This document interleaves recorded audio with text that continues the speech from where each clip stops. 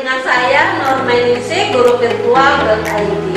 Pada pertemuan kali ini kita akan membahas tentang pragmatik. Apa itu pragmatik dan apa saja yang dibahas? Mari kita bahas semua dalam video kali ini. Secara sederhana, pragmatik merupakan cabang ilmu bahasa yang membahas tentang penggunaan atau makna suatu kata, frasa, bahkan kalimat yang didasari atas konteks-konteks tertentu. Konteks tersebut biasanya berupa faktor sosial yang memengaruhi penggunaan dan pemaknaan suatu kata. Sehingga pengertian pragmatik adalah studi tentang makna kontekstual di mana melibatkan penafsiran tentang apa yang dimaksudkan orang di dalam konteks khusus dan bagaimana konteks itu berpengaruh terhadap apa yang dikatakan. Pragmatik menurut para pakar. Rahardi menyatakan bahwa pragmatik adalah ilmu yang mempelajari kondisi penggunaan bahasa manusia yang pada dasarnya sangat ditentukan oleh konteks yang mewadahi dan melatar belakangi bahasa itu. Di dalam ilmu pragmatik, bahasa diteliti berdasarkan konteks, situasi, dan kondisi. Pragmatik merupakan ilmu linguistik yang berkaitan dengan penggunaan bahasa. Hal ini dikemukakan oleh pakar Levinson. Lalu yang berikutnya, menurut Harahap, menyatakan bahwa pragmatik dapat dikatakan sejajar dengan semantik. Namun, kedua ilmu tersebut memiliki perbedaan yang mendasar. Pragmatik membahas tentang pemilihan bentuk bahasa dan penentuan maknanya sehubungan dengan maksud pembicara sesuai dengan konteks dan keadaannya. Sedangkan fungsi pragmatik itu sendiri lebih menekankan pada fungsi bahasa untuk berkomunikasi dalam kehidupan sehari-hari. Seorang penutur harus dapat memilih dan menggunakan bahasa dengan tepat agar maksud sebuah tuturan dapat dipahami oleh mitra tuturnya. Jadi, singkatnya, fungsi pragmatik adalah mengkaji tentang penggunaan bahasa berhubungan dengan konteks tuturan. Artinya di sini bahwa pragmatik itu tidak terlepas dari konteks. Dalam kajian pragmatik itu ada salah satunya adalah tindak tutur pragmatik. Tindak tutur merupakan pengujaran kalimat untuk menyatakan agar suatu maksud dari pembicara diketahui pendengarnya. Oleh karena itu, tindak tutur tidak terlepas dari pragmatik. Tindak tutur atau pertuturan adalah seluruh komponen bahasa dan non-bahasa yang meliputi perbuatan bahasa yang utuh yang menyangkut peserta di dalam percakapan, baik penyampaian amanat, topik, dan konteks amanat tersebut. Selanjutnya adalah konteks tuturan. Konteks tuturan ini dibagi menjadi 3 pembahasan. Yang pertama adalah pengertian konteks, kemudian yang kedua adalah konteks tuturan, kemudian yang ketiga adalah konteks komunikasi. Yang pertama, pengertian konteks.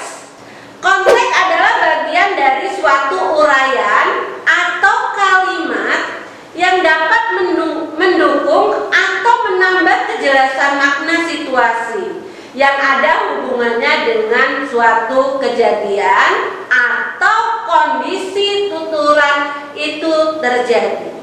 Yang kedua, konteks tuturan.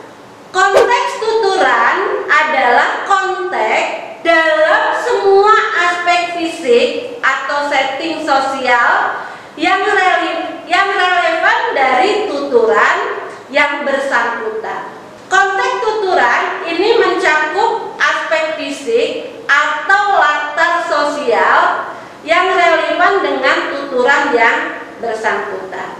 Kemudian yang ketiga, yakni konteks komunikasi. Konteks komunikasi yang dikemukakan oleh Ted dan Moss diartikan bahwa proses pertukaran verbal atau non-verbal antara tiga orang atau lebih yang bertujuan untuk saling memengaruhi. Artinya di sini konteks ini memiliki peranan penting dalam tindak tutur.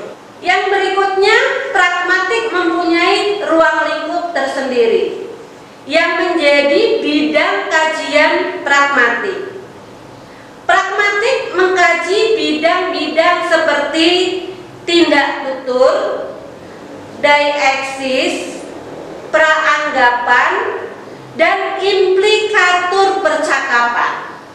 Yang berikutnya, tindak tutur dibagi menjadi 3 jenis, yaitu tindak tutur lokusi, tindak tutur ilokusi, tindak tutur perlokusi. Selanjutnya kita bahas kajian tentang deeksis. Deeksis ialah suatu cara untuk mengacu suatu hakikat tertentu dengan menggunakan bahasa yang dapat ditafsirkan menurut makna yang diacu oleh penutur dan dipengaruhi oleh situasi pembicaraan. Di sini ada 5 jenis deeksis. Yang pertama, deeksis persona. Yang kedua, deeksis waktu. Yang ketiga, deeksis tempat. Yang keempat, deeksis wacana. Dan yang kelima adalah deeksis sosial. Lalu yang berikutnya adalah kajian praanggapan. Praanggapan atau presuposisi adalah pengetahuan bersama yang dimiliki oleh penutur dan mitra tutur yang melatar belakangi suatu tindak tutur, atau kesamaan praanggapan akan memperlancar komunikasi. Sedangkan perbedaannya akan menghambat komunikasi. Praanggapan pragmatik merupakan praanggapan yang ditarik berdasarkan atas konteks ketika suatu kalimat atau pernyataan itu diucapkan. Yang berikutnya adalah implikatur. Implikatur adalah makna tidak langsung atau makna tersirat yang ditimbulkan oleh apa yang terkatakan, atau eksplikatur.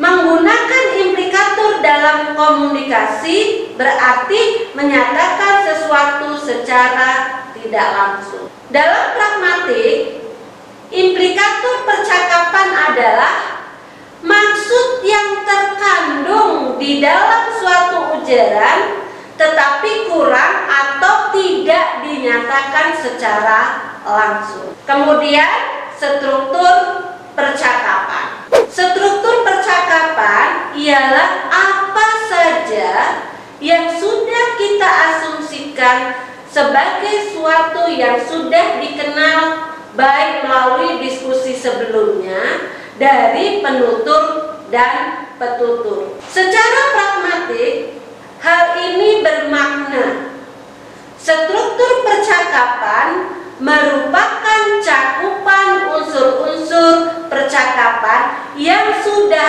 ada sebelumnya dari penutur dan petutur. Baiklah sahabat pembelajar, demikianlah materi pembelajaran kita pada pertemuan kali ini. Saya Nur Meningsih mengucapkan terima kasih atas